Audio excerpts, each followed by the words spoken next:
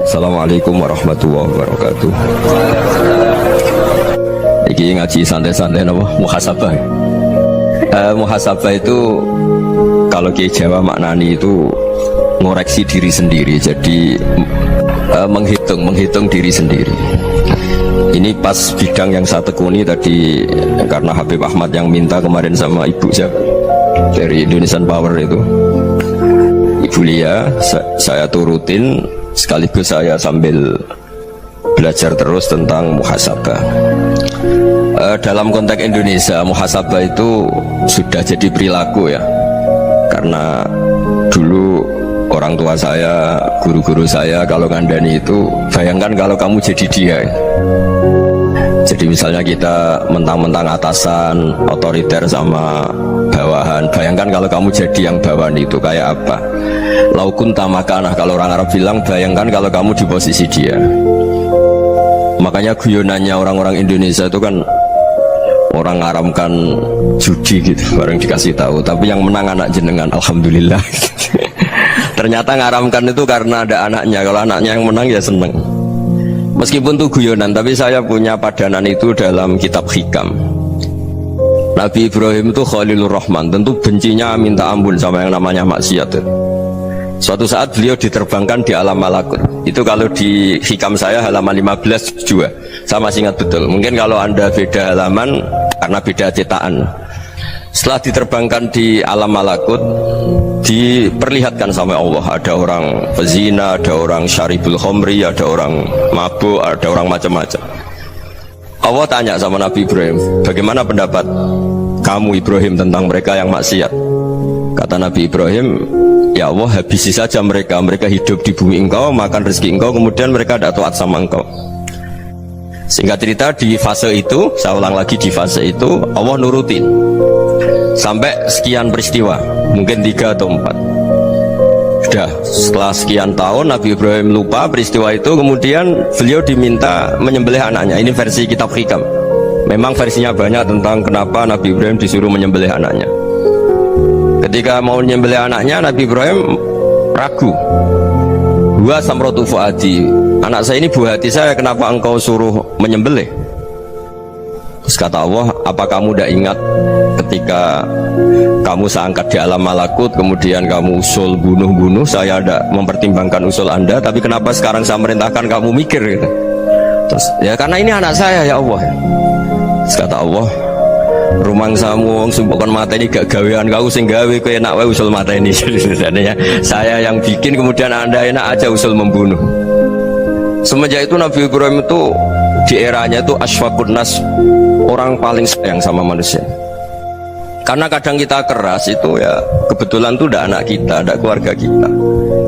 Cara orang Jawa itu kan gitu ya, kalau ada perempuan terus macak yang macam-macam pakai sepeda motor cowok, terus wah itu luput suwo, semoga-moga gini. Tapi setelah dikasih tahu, niku ponakane jenengan, semoga-moga selamat. Jadi jangan-jangan kemarin ahli ma'asi itu kebetulan tuh tidak keluarga kita. Kalau keluarga kita yang pernah salah pada kita, semangat kita mintakan maaf. Jangan-jangan kita didikte hukum sosial gitu. Jadi orang yang salah kebetulan tuh orang yang menservis kita, atau keluarga kita, atau orang dekat kita. Jangan-jangan semangat kita mintakan ampun. Tapi kalau sama orang lain kebetulan musuh kita, kita semangatnya minta itu kena adab. Nah ini yang nggak boleh dalam Islam. Islam mengajarkan niru Rasulullah SAW, Nabi itu rahmatal lil alamin. Bahkan kemarin saya ngaji virtual sama beberapa habaib. Ada Habib Ali Al-Jufri dari Mesir gitu ya. Ada Habib Alwi dari Kuitang, ada Habib Nabil Al-Musawa. Dari sekian habaib itu saya masih ingat diantaranya yang didawuhkan rahmatan lil alamin itu ketika Nabi adzahu qaumuh, disakiti oleh kaumnya, dan itu mereka masih kafir semua. Itu mereka dapat doanya Nabi, Allah mahdi qaumi fa innahum la ya'lamun. Kayak apa baiknya Nabi, orang yang menyakiti, yang melukai ya, tapi Nabi masih berdoa, Allah mahdi qaumi fa innahum la ya'lamun. Sayyidina Umar dapat doanya Nabi itu ya khina kana kafiran, ketika masih kafir didoakan, Allahumma izzil Islam bi Umar. Itu ketika masih kafir. Itu pelajaran bagi kita bahwa yang sedang tidak cocok pun itu berdapat doa kita. Ya doa supaya kondisi kita baik, hari tambah baik. Karena agama ini, saya berkali-kali bilang, limangka nayarjuwa hawal yawmal akhir. Agama ini diperuntukkan bagi yang selalu punya harapan pada Allah Subhanahu wa Ta'ala. Saya cerita muhasabah ini tentang hubungan kita dengan Allah. Di Indonesia itu banyak orang fasik, banyak orang nakal. Ya di mana-mana orang nakal itu ya mayoritas, wa aksaruhum fasikun. Ini berkahnya harapan. Mungkin saya kira nakal sok benda, mungkin saya kira sholat sok ben sholat, mungkin sekarang belum sakhok, belum dermawan, suatu saat dermawan. Barokahnya itu kefasikan ini dianggap sementara, sedang fasik, sedang tidak benar. Karena kiai-kiai kita, para guru-guru kita, para habaib utamanya itu mesti bilang semoga husnul khotimah. Nah barokahnya doa itu semoga husnul khotimah itu menjadikan satu pola sosial. Yang sedang fasik ini masih diharapkan jadi lebih baik, jadi lebih, sehingga kita tidak ngambil sikap ekstrim yang ingin menghabisi atau ingin mengadili, tidak, karena selalu kita punya harapan. Dan agama ini limangka nerjuwo hawal yawmal akhir. Bayangkan dulu kalau yang nakal itu anak kamu, pasti kamu nggak ingin kan langsung dapat azab, dapat apa. Padahal kita semua jadi tokoh ini abul kulli, bapak dari semuanya. Sehingga ketika Rasulullah SAW jalan-jalan kemudian melihat perempuan sedang menyalakan api. Kalau apinya mati ditiup, anaknya dijauhkan. Nanti kalau sudah jauh dari api, anaknya digendong lagi.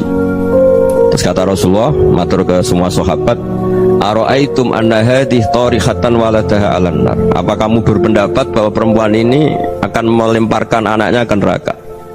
Tidak ya Rasulullah, tidak akan seorang ibu melemparkan anaknya ke api. Terus kata Rasulullah, Allahu arhamu min hadhihi biwaladiha. Allah lebih rahman, lebih rahim dibanding orang tua ini kepada anaknya. Ini yang harus kita kenalkan terus, kita kampanyakan terus, supaya orang hubungannya dengan Allah itu nyaman, asik. Sehingga dengan demikian selalu ada harapan bahwa yang sedang nakal ini suatu saat tobat. Kita tidak boleh menghukumi pasti begini, pasti gini, itu tidak wilayah kita. Itu juga yang dicontohkan Rasulullah SAW.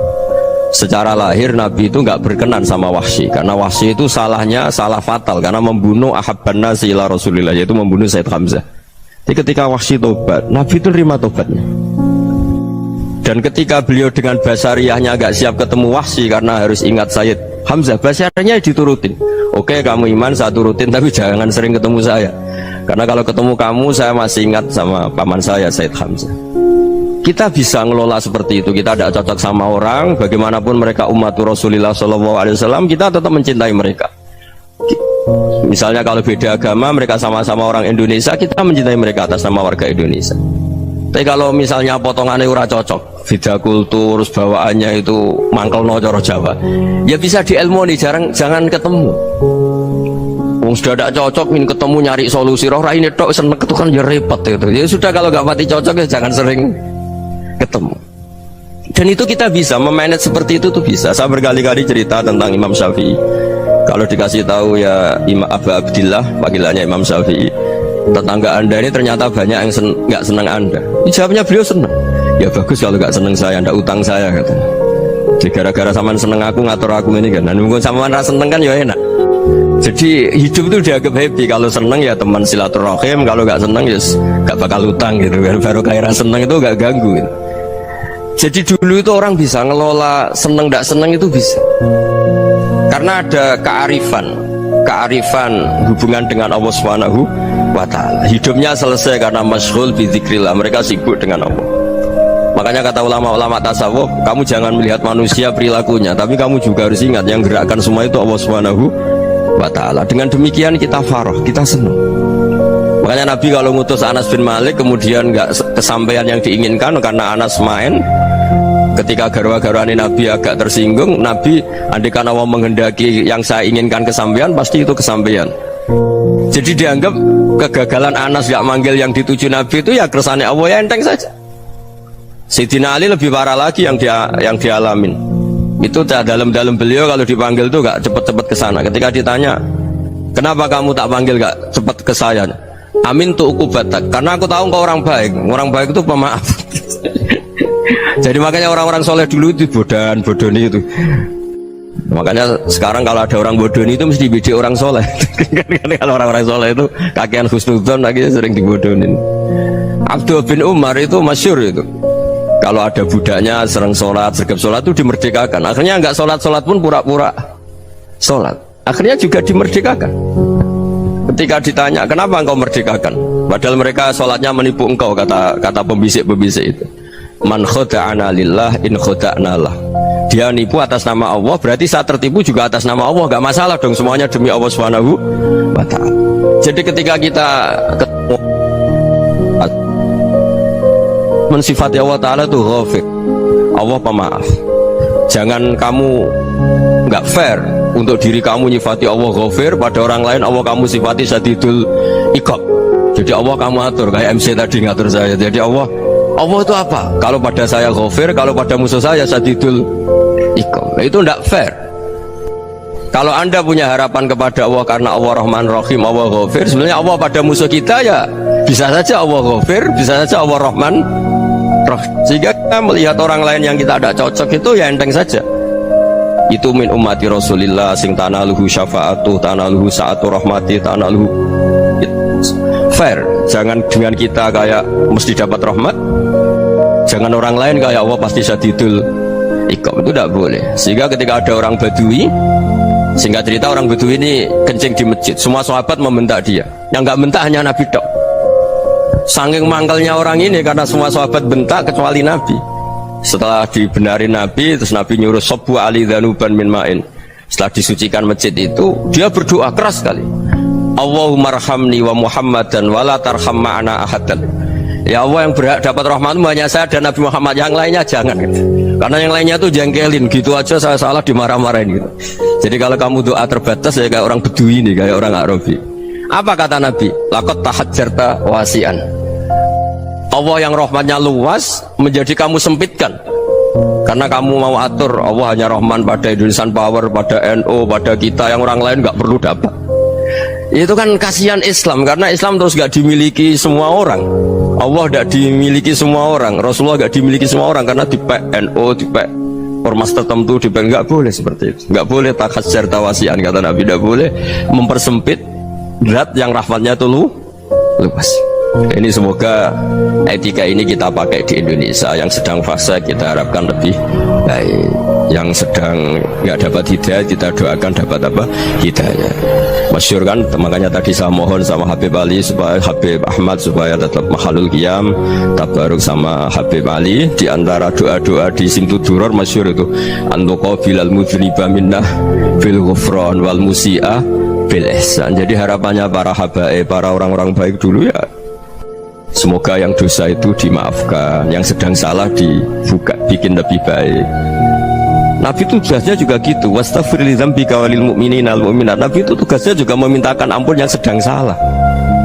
Nah ini cobalah jadi etika kita, muhasabah kita. Jadi muhasabah itu cara berpikir kita set, kita pikir ulang. Ternyata semangatnya seorang Nabi itu wastaghfir li dzambika walil mu'minun. Semangatnya itu memintakan ampun. Orang ahli tafsir tahu semua kalau Nabi itu tidak mungkin dosa. Jadi itu khitabun Nabi wa urida bihi ummatu, itu khitab Nabi, tapi yang dimaksud itu umatnya, karena Nabi tidak akan mengalami dzambun, tidak akan mengalami dosa. Sekarang enggak, kadang-kadang kita ini kalau orang lain salah itu semangat. Kalau di perusahaan ada teman salah, apalagi pimpinan salah itu seneng, barokahnya salah bisa ganti kan gitu. Ya, jadi kalau mungkin di dunia tokoh juga gitu, barokahnya ada tokoh salah, kita yang jadi populer sendiri. Tidak boleh seperti itu. Kita harus salimus sodri di jami'il muslimin. Jadi ini harus dilatih. Saya tadi matur sama Habib Ahmad, latihan kita jadi hidup. Nabi itu kalau resep jadi wali itu kata Nabi gampang. Kata Nabi, kalau kamu ingin disenangin Allah, ya sudah, kalau kamu asbahta wa amseta gini-gini, perasaan kamu, kata Nabi, jangan punya perasaan ghil sama orang muslimin. Itu sudah wadzalika min sunnati. Makanya Nabi ngendikan la yablughni ahadun an ahadin syai'an. Ada yang baca la yuballighni ahadun an ahadin syai'an. Seseorang jangan melaporkan ke saya tentang salahnya yang lain. Fa inni akhruju ilaikum wa ana salimus sodri. Karena saya ingin ketemu sampean semua dalam keadaan salimus sodri, tidak punya perasaan apa-apa. Karena kalau nurutin membisik, nurutin informasi itu ya repot, karena orang pasti sepihak. Ada kiai yang top datang ke kampung-kampung ning desa-desa. Kata yang seneng itu punya akhlak. Oh itu bagus orang besar datang ke kampung-kampung. Kata yang nggak seneng, oh itu jobnya kayak kecil kok diambil, itu kan ya kasihan itu kan sudut pandang. Makanya saya sering bilang akal kita ini cukup untuk mentasdik Rasulullah Shallallahu Alaihi Wasallam. Meskipun perasaan kita kadang orang Jawa itu beda.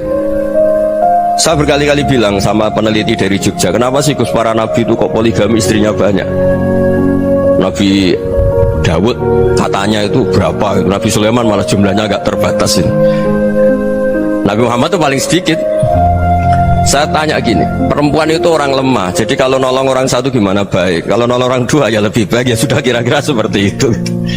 Paling tidak akal kita masih tahu kalau orang baik itu kan mesti baik, nolong orang satu baik, nolong orang dua ya lebih baik, nolong orang tiga lebih baik. Tapi kalau kamu orang nggak baik, satu saja kamu terlantarin, kamu miskinkan, kamu ya tinggal diukur kan.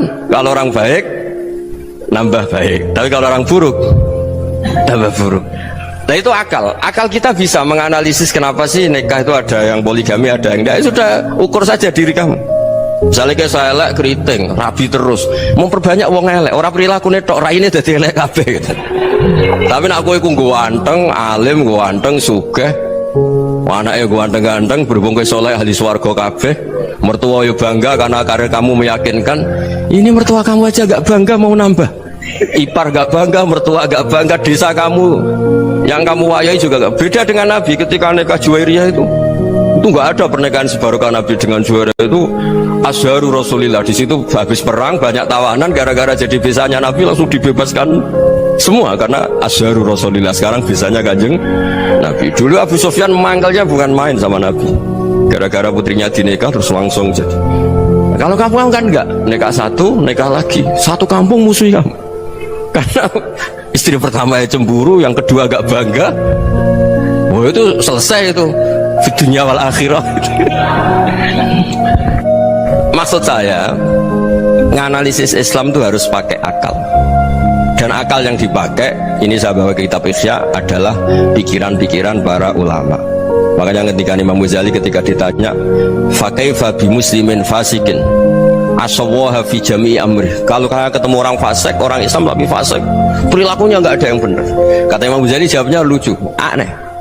Ma min muslimin illa wa islamuhu ta'ah, tidak ada orang Islam kecuali dia mau Islam, membenarkan Allah dan Rasul itu sudah taatnya dia. Kok kamu tidak bisa melihat taatnya dia? Dia pikirannya kan ini pemabuk, ini tukang apa. Tapi kata Imam Ghazali, sebenarnya kamu masih bisa berpikir positif. Ma min muslimin illa wa islamuhu ta'ah. Tidak ada seseorang Islam ketika dia milik Islam itu pasti ada taatnya, yaitu tasdik pada Allah dan tasdik kepada Rasulullah Shallallahu Alaihi Wasallam. Jadi dengan pola seperti itu, maka di antara guru-guru kita yang modern ya di era Mbah Maimun, di sini ada Habib Ahmad, Habib Salim. Syair yang sering dibaca beliau adalah ada orang munajat sama Allah, ini cerita munajat. Itu orang itu ngendikan gini, ana musnibun, ana mukhtiun, ana asi, huwa rahimun, huwa ghafirun, huwa afi. Ya Allah, saya mukhti, saya orang yang salah.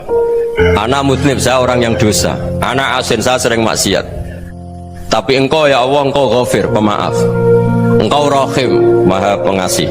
Engkau afin, yang mudah memaafkan. Kata orang ini ya agak kurang ajar, tapi saking senengnya sama Allah, qobal tuhunna salasatan bisalasat. Ya gini saja ya Allah, sifat engkau diadu dengan sifat saya. Engkau Tuhan, Gusti, nggak boleh kalah katanya. Terus wasatahliban ausofu ausofi, dan kau pasti pemenangnya gitu. Jadi ada orang rayu Allah dengan cara seperti itu ya ada ya. Saya ini manusia, salah saya banyak, engkau ampunannya banyak.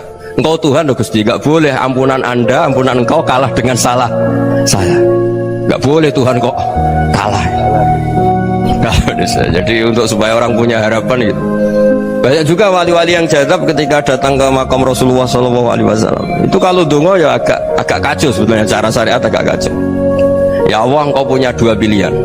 Jika engkau menjadikan saya soleh, surah habibu, yang senang kekasihmu, yaitu Rasulullah SAW. Tapi jika engkau menjadikan saya fasik, surah adu, yang senang itu setan. Monggo jenengan mau menyenangkan kekasih jenengan, mau menyenangkan musuh jenengan, monggo jenengan bebas kok memilih. Mestinya Allah ya senang menyenangkan kekasihnya. Jadi ya, intinya Allah dipaksa untuk menjadikan dia orang soleh gitu.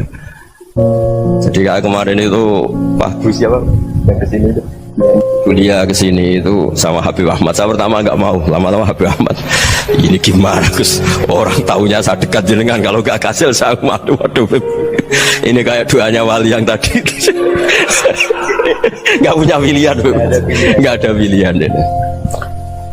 Jadi saya mohon muhasabah itu dimulai cara berpikir. Makanya di sini sebetulnya tag ini supaya dapat barokahnya Ihya. Ini kitab yang disenangi para habaib, para ulama. Sebetulnya tag di muhasabah itu redaksinya gini ya, yang lengkap. Hasibu anfusakum qabla an tuhasabu wa zinuha qabla an tuzanu wa tahayya'u lil ardil akbar. Jadi ada kata wazinu, jadi ukur. Perilaku Anda ini diukur, ditakar. Misalnya kita sebagai suami kan ya punya hal-hal yang kita tidak ideal. Corong Jawa mesti pesek, cara rezeki ya pas-pasan ya. Dan kita juga kalau makanya agak boleh tanya istri begini, apa saat cinta pertama Anda? Pasti ada kecewa. Orang jadi istri hanya korban terakhir itu. Sudah. Karena orang kalau ngelamar kemana-mana gak jadi, yang jadi istri itu pasti korban terakhir itu. Jarang istri pilihan pertama, jarang. Ayo semua yang nikah. Rata-rata itu pilihan Anda pertama Pak, dari sekian ditolak di mana-mana terus. Ya perempuan terakhir. Kamu juga korban terakhir. Itu wali-wali dulu kalau ngandani kita itu sederhana. Antal ini masyhur diceritakan Habib Zain bin Semit dalam kitab Al-Manhajus Sawi. Antalam tajid min nafsika kullama turid. Fa kaifa turidu min ghairika kullama turid. Kamu yang ingin ideal saja, kamu tidak menemukan pada diri kamu untuk menjadi ideal. Kamu kan ingin ganteng, ingin punya uang banyak, ingin perilaku Anda sempurna. Anda saja yang punya keinginan tidak bisa mewujudkan keinginan Anda sendiri. Fakaifa turidu min ghairika ma turid. Jadi antalam tajid min nafsika kullama turid. Fakaifa turidu min ghairika kullama turid. Kamu yang punya keinginan saja. Misalnya saya ingin punya uang banyak, perilaku saya selalu benar, gak pernah salah. Loh, saya yang ingin saja dengan diri saya gak bisa untuk benar terus. Kok kamu berharap orang lain selalu benar? Jadi antalam tajid ya sama. Kalau kamu menuntut istri kamu itu ramah, neriman, apa kamu neriman sama wajah istri Anda gitu? Engkau ya pola neng dindi jajaki sana jajaki sini, kamu sendiri tidak tahu apa. Jadi itu nasihat yang luar biasa. Antalam tajid min nafsika kullama turid fa kaifa turidu min ghairika kullama turid. Kamu mau menghormati semua orang? Tidak mau kan? Kemudian Anda berharap semua orang menghormati kamu. Tidak ingin kan orang lain semua menghujat kamu, sementara kamu enak aja menghujat orang lain. Makanya Rasulullah SAW luar biasa ketika bikin kaidah sosial, apa la yu'minu ahadukum hatta yuhibba li akhihi ma yuhibbu li nafsihi. Jadi kalau ukuran iman itu sederhana. Kalau sesuatu itu baik, nyaman bagi Anda ya bayangkan itu pada teman Anda. Misalnya Anda bangun tidur sudah acak-acakan, nggak punya uang, utang jatuh tempo, kan nggak ingin ketemu orang. Ya kamu jangan bertamu ke jenis ini, karena kalau dengan kamu yang alami juga nggak siap ketemu orang. Makanya ada Habib Alim itu dilapuri sama seseorang. Beb, dulu teman saya itu ketika saya kaya itu sering main ke saya. Setelah saya miskin, mereka tidak main ke saya. Kata Habib itu bagus, sunau begitu itu bagus. Coba kalau kamu dulu kaya, teman kamu main kan kamu gaya, di rumah ada makanan, bisa hormat tamu. Setelah kamu miskin jadi buruh manol di pasar atau buruh bikin boto, teman kamu datang, malu enggak kamu? Mendingan enggak datang gitu. Akhirnya baru, oh ya alhamdulillah kalau gitu. Loh ya kan dulu teman kita datang, kita ada Alphard, istri cantik, rumah bagus. Lah kita miskin, buruhnya orang pas dibentak-bentak, teman kamu udah datang. Milih datang apa enggak kalau setelah kamu jatuh? Enggak kan? Jadi barokahnya ilmu itu terus ya, tapi kadang-kadang orang wah setelah saya miskin teman-teman enggak kasih ke sini. Ya kalau kamu sudah jatuh teman-teman kamu ke situ jadi tontonan. Ya mulai sekarang cara berpikir itu dirubah. Dulu yang namanya kiai itu kalau diundang orang itu ya agak-agak senang. Semenjak saya itu agak rubah. Mengundang kiai, ngatur kiai itu tak haram-haramkan ya ada lumayan lah, sekarang itu sudah mulai agak beretika.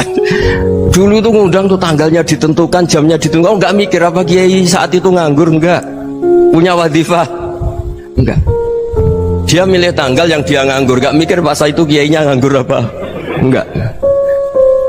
Ya saya hanya cerita aja, kamu tersinggung ya monggo, boten ya monggo itu kan.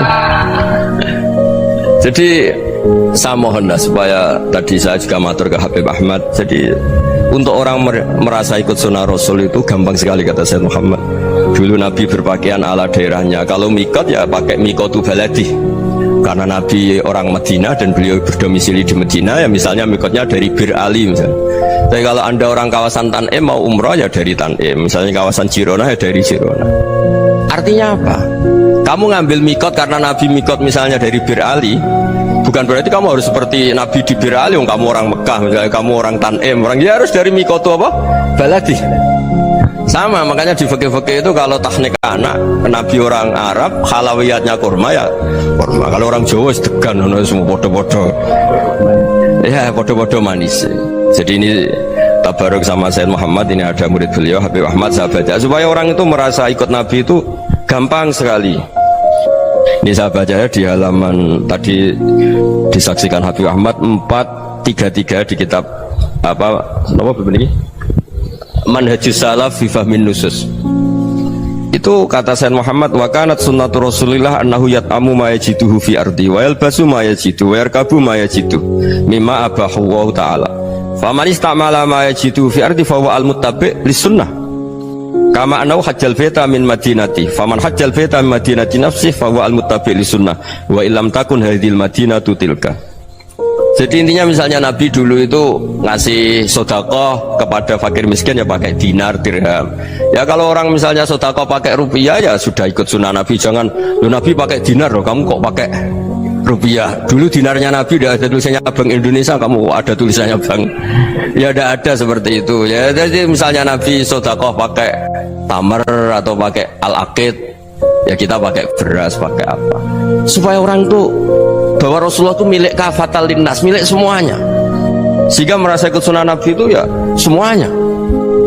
Makanya dulu Mbah Mun kalau motivasi saya supaya bombong, kalau orang Jawa bilang bombong, wong Jawa mesti ono wong alim. Beliau menyontohkan mas itu Mbah Fadol, Senori, Mbah Ihsan Jambes, itu bisa ngarang-ngarang kitab luar biasa, padahal beliau bukan orang Arab.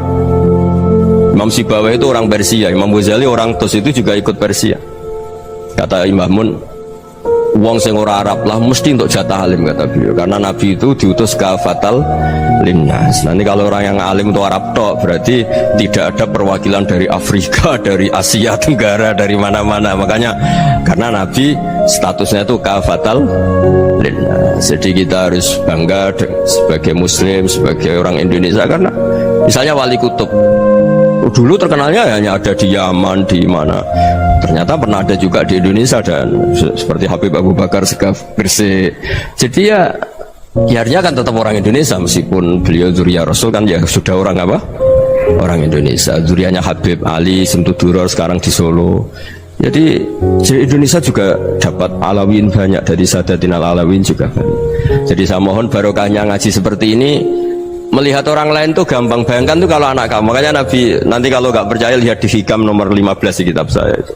Di situ dijelaskan oleh Hikam, jangan-jangan semangat Anda pada orang yang maksiat, pada orang yang keliru supaya dihukum itu karena kebetulan itu udah anak Anda, itu udah keluarga Anda.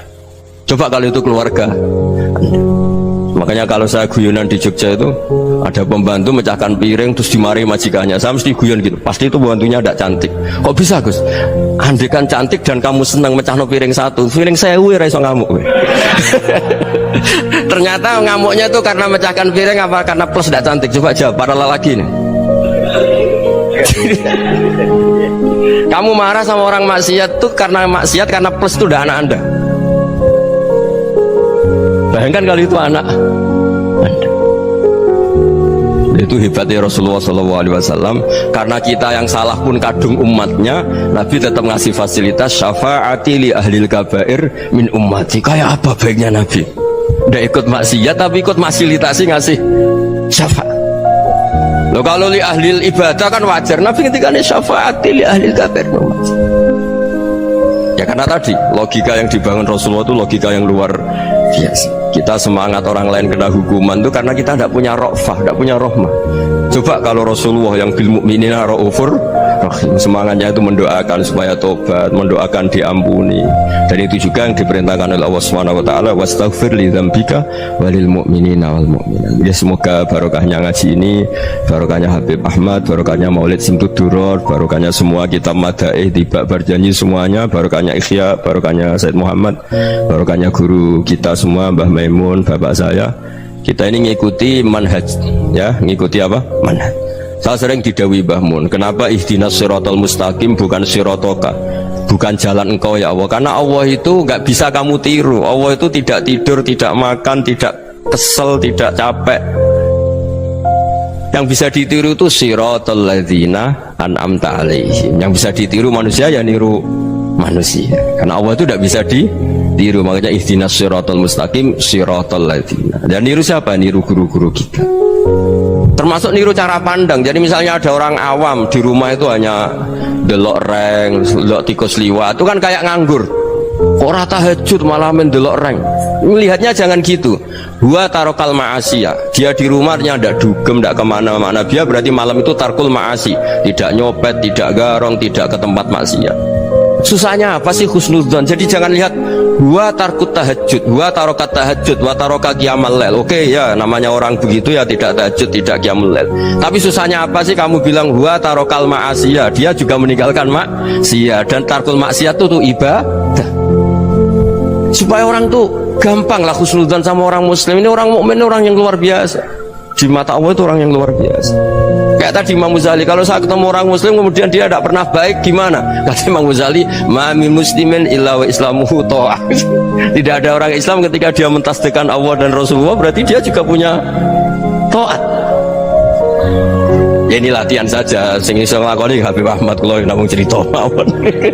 Kula cerita secara akademik, saya punya kitab, saya baca, dan alhamdulillah kita paham barokahnya para guru, dan supaya terbiasalah sebaik-baiknya ibadah husnudzonni billah wa husnudzonni bil mu'min. Soal tidak cocok ya diilmoni tadi ya, namanya nggak cocok ya jangan sering ketemu. Seperti Rasulullah SAW, beliau karena sangat mencintai Said Hamzah, ketemu orang yang pernah begitu sama Said Hamzah, ya beliau secara basyariah tidak siap. Tapi beliau secara cara bahasa sekarang, secara profesional, karena beliau seorang nabi dan harus menerima tobatnya siapapun ya diterima. Saya meskipun dengan A, B gak cocok karena dia begini-begini sama saya, tapi saya ingat dia sholat, dia baca sholawat, dia mencintai Rasulullah, ya kita hormat. Ya soal tidak cocok ya di manage tadi ya, zuruhiban tasdid huban. Kalau tidak pati cocok ya jangan sering ketemu, bawaannya enak nanti. Jadi ya semuanya itu diilmoni lah. Makanya ngendikane Ma'ruf Al-Qurhi ada yang baca Al-Kharki, mangqala fil yaumi salasa marrat wa marham umat Muhammad kutiba minal abdal. Karena semangat mencintai siapapun satu hari sering baca marham umat Muhammad wa ma asli umat Muhammad wa ma tajawaz an umati Muhammad, itu mesti kutiba minal abdal. Dia pasti termasuk wali abdal. Maksudnya semangat mencintai ya dilatih lah. Misalnya Indonesia Power atau PLN, andai kan tidak ada PLN tuh kayak apa? Orang nggak bisa ngaji, tidak bisa aktivitas. Ya barokahnya ada PLN, barokahnya jasanya. Kita sadar, tidak semua kebaikan kita ini memenuhi keinginan orang banyak. Gitu. Orang banyak ingin listrik, ingin saluran apa, dan itu kadang yang mewujudkan orang lain atau kelompok lain. Ya karena itu manfaat ke orang lain ya kita doakan. Karena khairunas anfa'uhum linnas. Sehingga kita terbiasalah ngakui orang lain. Seperti semangatnya Rasulullah SAW, semuanya itu didoakan, semuanya diinginkan kebaikannya. Bahkan Nabi gak putus asa sampai di akhirat. Ketika Nabi lain sudah putus asa karena sudah akhirat, sampai dimintai syafaat semuanya bilang nafsi nafsi, karena merasa semuanya gak punya nyali di depan Allah. Karena ini sudah akhirat, sudah finish. Tapi apa Rasulullah? Analah, ya udah saya sanggup mensyafaati kalian. Terus kata Nabi, fa'atiyal arsya, saya mendatangi aras, fa'akhirru lahu sajidan, saya sujud, wa ahmaduhu bima hamida allamaniha rabbi. Kemudian saya tetap muji Allah dengan pujian yang terus menerus. Padahal sudah di akhirat, sudah finish. Nabi dimintai syafaat masih sanggup, karena Nabi tahu akhirat tidak bisa mendikte Allah, tidak bisa. Allah terus bilang, ya Allah ini akhirat loh, engkau sudah tidak boleh mensyafaat, tidak bisa. Allah tidak bisa diganggu akhirat, Allah tidak boleh dibatalkan rahmannya oleh akhirat. Allah tetap Rahman Rahim abadal abad, dan Nabi tahu itu. Makanya kata para ulama, fa Muhammadun ahmadu min ghairihi. Jadi Nabi Muhammad namanya dua yang terkenal. Sebenarnya banyak yang terkenal dua, Muhammad sama Ahmad. Ketika Nabi punya nyali memuji Allah di akhir akhirat atau sudah ada akhirat itu fa Muhammadun ahmadu min ghairi. Ketika Nabi lain sudah tidak punya nyali muji Allah karena sudah akhirat, Nabi Muhammad tetap berani muji Allah di saat seperti itu. Makanya ahmadu di situ kata ulama itu afal tafdil, fa Muhammadun ahmadu min ghairi. Kanjeng Nabi lebih memuji Allah di saat yang Nabi lain sudah tidak punya nyali untuk muji Allah di saat itu. Makanya kata Nabi fa akhiru lahu sajidan wa ahmaduhu bi mahamida allamaniha rabbi. Akhirnya setelah lama gitu terus Allah ngendikan ya Muhammad irfa' ra'sak wasal tu'tah wasfa' tusyaffa. Sudah Muhammad, angkat kepala kamu, kamu minta apa saya turutin, dan kalau kamu ingin mensyafaati umatmu saya beri hak apa? Syafaat. Nah, semoga semangat itu juga menjadikan kita munajat bahwa rahmat Allah tidak terbatas, harapan juga tidak terbatas. Mungkin yang sedang nakal ya kita katakan sedang, jangan terus kamu pastikan wah ini mesti su'ul khotimah, mesti tidak orang baik. Tidak, agama ini liman kana yarjuwaha wal yaumal akhir, selalu bagi yang punya harapan. Ya, mungkin dapat barokah semua. Mantu dengan kata wassalamualaikum warahmatullahi wabarakatuh.